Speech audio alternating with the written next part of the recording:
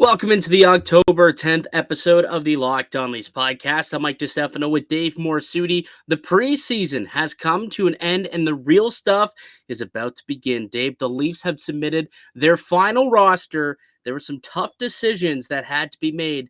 We'll go through it with you guys all today. And we're also going to make our league-wide season predictions today as well. And then tomorrow, we'll do our Leafs predictions, the over-unders, the annual over-unders. These are going to be the third or fourth year in a row we'll be doing those, so I'm excited for that one. But today, league-wide season predictions, including picking our Stanley Cup winners. And trust me, you're not going to want to miss who I believe is going to be toting around with Lord Stanley this year. Just a little bit of a teaser. All that more coming up on today's edition of Locked On Leafs. You're Locked On Maple Leafs, your daily podcast on the Toronto Maple Leafs. Part of the Locked On Podcast Network, your team every day.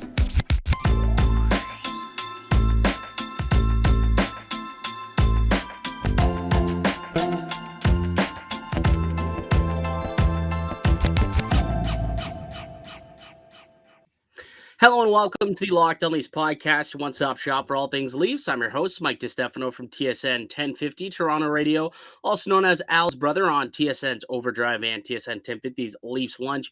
Joining me, it's my co-host, Dave Morassutti from Sportsnet, also a writer for the NHLPA. Locked On Leafs is a daily Maple Leaf-centric podcast, so be sure to subscribe for free wherever you get your podcast from. You can also now catch us up on video form. Check us out on YouTube. That's Locked On Leafs. Hit subscribe and get new content delivered directly to you each and every day, Monday through Friday. All Leafs, all the time. And happy Thanksgiving to everybody. Dave, do you have a good Thanksgiving, friend? You know I did. You know I did. I'm dealing with a little bit of a cold today, so I'm grinding it out today. I finished eating my turkey. I actually had turkey and ham today, but I finished eating it about maybe about an hour ago, I would say. I could take a nap right now. I don't know about you, but because I think there's like melatonin inside turkey or something like that, and you are ready to just go in a complete turkey coma and shut the lights off and take a quick power nap afterwards. But we're gonna power through it, and because there is a lot to get into today, specifically with the Maple Leafs, because the roster's been set. Officially, it has been set. Everybody had to submit their cap-compliant rosters by today, and the Maple Leafs did so. And there were some tough decisions that had to be made. We did see over the weekend Zach Aston Reese officially sign his deal. We all expected that to come in about was it 840,000, I believe it came to, which was in and around where we thought it was. I think when we did our cap exercise, we said 850. So even came in 10 grand under. And as I'm about to show you, it had to come in 10 grand under. Had to actually come in, 9,996 under that 850 mark. But yeah, so that was something that happened. And obviously, one of the bigger notables that is not on the roster is Wayne Simmonds. We expected him not to be, but it's still a little shocking, right? And we'll see what ends up happening with him. But when you look at this roster, I think probably the one thing that might get people a little upset, like everyone kind of accepted Wayne Simmonds might not be on this team, but the one player who I knew it was going to come down to whether or not essentially it was going to come down to roster position and waiver exemption. Denis Malgin makes the team over Nick Robertson. What are your thoughts on that, Dave? I kind of brought up that idea when you were doing your lineup predictions. I said it's a possibility Nick Robertson could get sent down because he doesn't require waivers. Yeah. So that's why I wasn't surprised, because the reason why is because I think Mulligan had played so well in camp that you want Nick Robertson on the team. I think Sheldon Keefe admitted that Nick Robertson would have been on the team if it weren't for any cap constraints. Yeah. But to the ability to potentially lose Malgin off waivers, the drop off in play isn't like, sure, you probably would prefer Robertson over Malgin, but the drop off in play isn't as severe.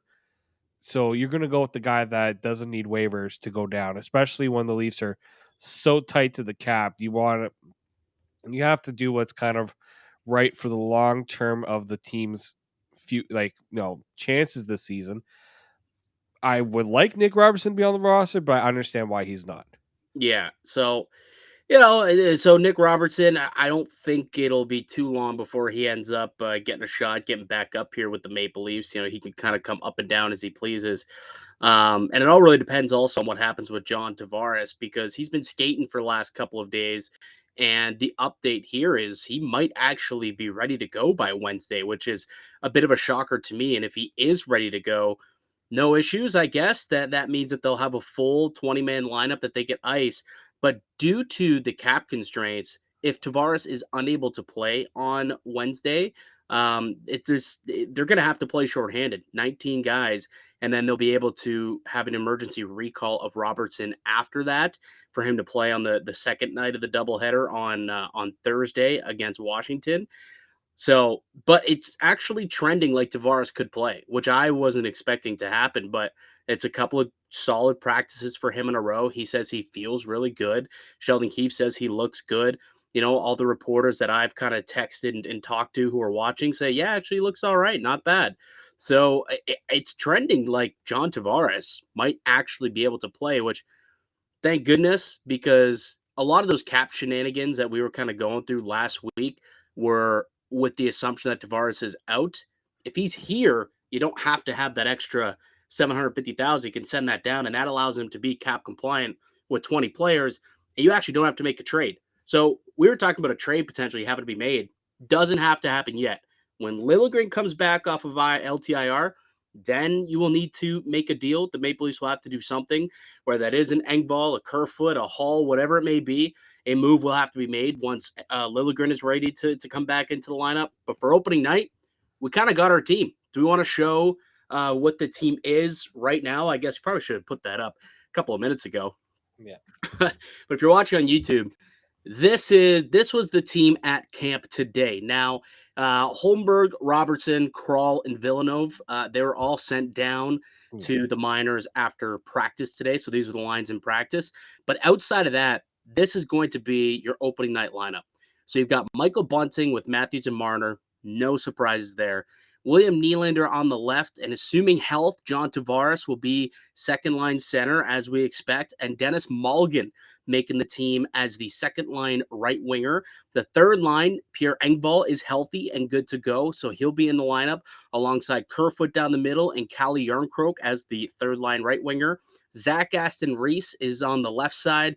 David Kampf is down the middle, and Nicolas Aube-Kubel as the right winger. That makes up the fourth line for your Maple Leafs. On the blue line, you'll have Morgan Rielly and TJ Brody, Jake Muzzin, Justin Hall, Mark Giordano, and Rasmus Sandin. Matt Murray will start night one against the Montreal Canadiens, and Ilya Samsonov will back him up in Montreal and then get the start, the revenge start, the following night against the Washington Capitals in Toronto for the home opener. So that is going to be your opening night lineup for the Toronto Maple Leafs. Now, Tavares' status does, cloud things a little bit, because if he's out, then I don't know, maybe Kerfoot moves up and then Camp moves up, and they're playing with 11 forwards at that point, and we'll see what ends up happening with Tavares. But outside of that, this is a really deep, really good, well-rounded roster, Dave. It really, really is. I think the well-rounded part is what should be the focus here. Yeah, with Tavares out, it kind of changes it a little bit. Well, sorry, not a little bit, quite a bit. But in terms of with Tavares in, yeah, you got your top six. The drop off, yeah, offensively, you'll see that a little bit, but you're not losing out defensively with the way that the rest of the lineup is constructed, especially that fourth line. That's just going to be a pain in the butt to play Oh, yeah. against. Like, that's what I'm looking forward to. And I think you're going to see them play quite a bit more than what you would usually see the Leafs fourth line play, just because they'll probably take quite a few more defensive zone draw opportunities. Yeah. You'll see them on the PK quite a bit as well. Like I do like how well rounded this lineup is, and there's not really much you would say I'd rather this guy go here or there. I can't really see that. Like just the way it looks, I wouldn't change anything. Yeah, like I think the only kind of thing that was up in the air was, is it going to be Mulligan or is it going to be Nick Robertson? Yeah. Both of those guys have arguably earned a spot on the roster, but due to cap constraints and also waiver exemption status, Mulligan ends up winning it out because he makes less and also requires waivers, whereas Nick Robertson makes a little bit more. He can bury that in the minors and doesn't require waivers. So that's why Mulligan ends up making the team, but they both earn spots, we could say, right? So it's not like Mulligan's a worse player. It's a big drop off there. He's been spectacular. Led the entire NHL this preseason in points. Like the goal that he scored against Detroit to me was kind of the solidifier of his spot in the lineup, going coast to coast, deking through three guys. Like that was a goal scorer's goal. Like that was some elite puck handling. So it's nice to see. But before we get into all that, let me tell you about one of today's show sponsors, and it's Athletic Greens. Our next partner has a product I use quite literally every day. I started taking it. I want a better gut health. I wanted more energy. I wanted to optimize my immune system. Now, I've only been on it for a couple of months now, but I really like it. I think it doesn't taste like it's super healthy. It's got kind of a mild tropical taste, but I actually look forward to drinking it every single morning.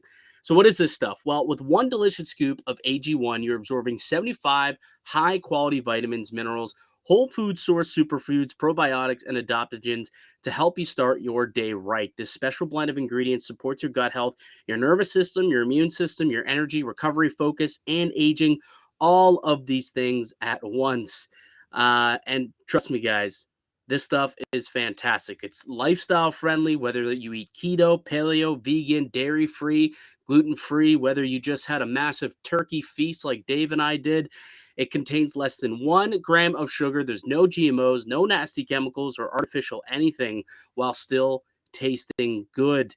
And guys, it's pretty incredible. It costs you less than $3 a day. You're investing in your health, and it's cheaper than your cold brew habit. It's cheaper than getting all the different supplements yourself. You're investing in an all-in-one nutritional insurance. Athletic Greens has over 7,000, that's right, 7,000 five-star reviews, and is recommended by professional athletes, trusted by leading health experts such as Tim Ferriss and Michael Gervais. Athletic Greens was created when the founder experienced a ton of gut health issues and ended up on a complicated supplement routine to recover. It cost him hundreds of dollars a day. So he created this one, just $3 a day it costs. In 2020, AG donated over 1.2 million meals to kids in the year 2020. And for every purchase, we donate to organizations helping to get nutritious food to kids in need, including No Kid Hungry here in the USA. Right now, it's time to reclaim your health and arm your immune system with convenient daily nutrition. It's just one scoop in a cup of water each a day. That's it. No need for a million different pills and supplements to look out for your health. To make it easy, Athletic Greens is going to give you a free 1-year supply of immune-supporting vitamin D and 5 free travel packs with your first purchase. All you have to do is visit athleticgreens.com/NHL Network. That's athleticgreens.com/NHL Network to take ownership over your health and pick up the ultimate daily nutritional insurance. You put him on a line with Nylander and Tavares, like I think that's going to work a little bit. Like it should work at the very least. Let's hope it works. I know the old joke, you're putting a league min guy to get these two going, but the way that Nylander's playing right now, he looks like he's already in midseason form. Has a great connection with Mulligan so far through preseason. I would imagine Tavares, the veteran he is, can kind of fill in and that they can all try and create some chemistry together. But that bottom six is better than any bottom six that I think we can recall in the Kyle Dubas era. I mean, arguably since pre-cap era, you look at this bottom six, like Pierre Engvall, very skilled player, very good player, good two-way guy, great on the forecheck. Kerfoot, similar thing. Yarncroke, same thing. Like that's going to be an aggressive forechecking, speedy third line who can get a little bit of pop, right? Like the way that I'm looking at this, we kind of talked about it. Do they want a top six, bottom six, or do they want a top 9 and then like a defensive fourth line? I think they went top 9 with the defensive fourth line, but you also feel good about that third line and their two-way ability with the guys like Engvall, Kerfoot, Yarncroke, who all three of which can also be penalty killers as well. So I really do like the depth of this group, especially up front.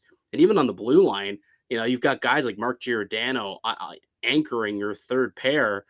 I like what this team has put together. I really, really do. I think that is a solid group, and Kyle Dubas deserves a bit of a pat on the back here. I think so. I know that people were, giving him grief over the whole situation and what they have to do to get this lineup together, and the whole idea that if Tavares can't play, it's that means they play shorthanded. That's just the reality of the Leafs have done it before. Yeah, But I just think that they really needed more out of this bottom six in terms of, you don't necessarily need them to play offense, but you just need them to contribute significant minutes when they're on the ice. And I get a better feel for that. And even with like Malgin too, like, to be able to play in the top six, you have to show that you're going to be able to create something. And that goal against Detroit, yep, that was, exactly, he showed exactly that. But he's been doing it all camp long, right? yeah. And even like for Austin Matthews to kind of say how impressed he is, that means quite a bit, especially to me. Like, he's gonna say that about his teammate because he wants to pump his teammates' tires. But I take that highly because this is something that they're going to be counted on to provide that offense. So I'm not too concerned. I actually think this might be a better fit than what the Leafs have had in the past on that second line, just because Malgin is something different for that line. Yeah, that fourth line's gonna be a pain in the ass, though. And you're right. I think they will get more ice time. Like last year, we saw the fourth line get like 8, 9 minutes of ice time, sometimes less. I could see these guys getting 12, 13 minutes a game. And what that means is potentially that will allow the Matthews, the Marners, the Tavareses of the world, give them, a little bit lesser minutes, right? They don't have to play harder minutes and could keep them fresher for when they're out there or for at least later in the season so they don't have as much tread on the tire when you get into the playoffs and they haven't, their minutes are scaled back ever so slightly. We'll see what ends up happening, but at least it gives Sheldon Keefe options, and he definitely can feel confident if he's in a situation where his fourth line gets stuck out there on like an icing call. I'd be perfectly okay with those three on an icing call against the team's opposing line. Really, all three of these lineups, I'd feel all right with them getting kind of caught on an icing call. I think that they're all pretty skilled and good defensively. Second line, probably the only one that you look at, you're like, But Tavares, he's very reliable. Mulligan and Nylander, lots to prove on that end of the ice, but good stuff. The blue line,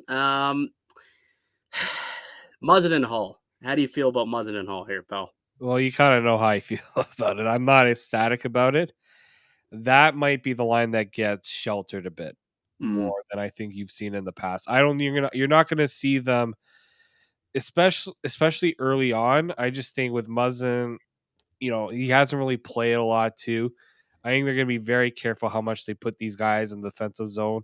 I think are going to have to expect Riley and Brody to step up a bit there with those defensive zone starts that they really haven't in the past. I think you're gonna see that a little bit more just to kind of manage that pair. I mean, that's what I would do. But Sheldon Keefe might think otherwise, and those guys. Gio Sandin, like Sandin looked pretty good in those two preseason games, albeit preseason against the Yeah, Detroit Red Wings. But I thought that he looked all right. I think Gio and Sandin can take some of those tough minutes as well. I think so. Like, that's why you brought in a Mark Giordano, right? You Yeah. wanted that steady veteran option. He was played quite a bit defensively in the defensive zone as well when he eventually was here. So yeah, I think you're gonna see the Leafs not go and say, all right, Muzz and Hall are gonna go up against the other team's top line. I just don't see that happening. I think they realize maybe Justin Hall is gonna be the placeholder for Liljegren for when he comes.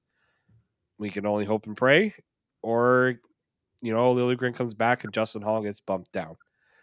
We'll see how that goes. I just think that this is only something that's going to be a temporary option, and one the Leafs are going to have to be very cautious with. Absolutely. And really quickly before we move on, let me just show you exactly how the Maple Leafs got to where they are right now. We'll take a look at the cap friendly page for them. So, as it shows right now, as you'll see, they technically are over the cap as it sits. Now, that being said, I don't think the LTIR numbers have been posted into that cap, and they'll end up being all right, just because of where they're at. But Timothy Lilligren put on LTIR, Jordy Ben put on LTIR, Carl Dahlstrom was placed on season opening injured reserve. I'll be honest, Dave. First time I heard of season opening injured reserve was yesterday when people were talking about how this was a way for the Maple Leafs to create cap space, and he's going to end up going on it. And now he's accrues for 78,000 in cap space. And because of that, the Leafs are actually, when all said and done, it's not quite fully updated here on Cap Friendly, but when all said and done, Dave, they are legitimately $4, $4 from the $82.5 million cap ceiling. $4 is how close they got to the cap ceiling. That's some impressive work done by Mr. Brandon Pridham and Kyle Dubas.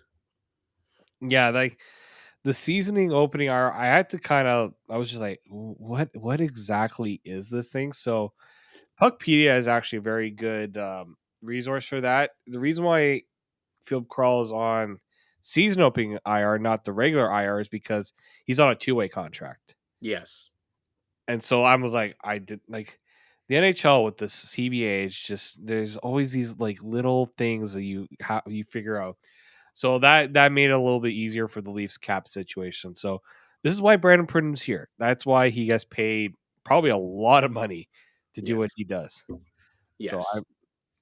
Yes. you're gonna, and I'm sure other teams have used the same.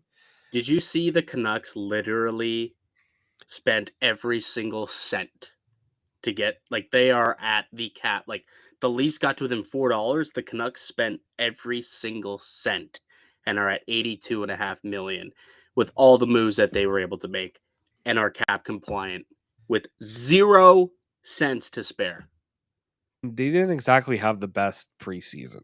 Like they're spending all that money, and it's like, No, they didn't. But like that aside, it's just incredibly impressive that they oh yeah, literally, down to the penny, were able to get their roster constructed to 82.5 million.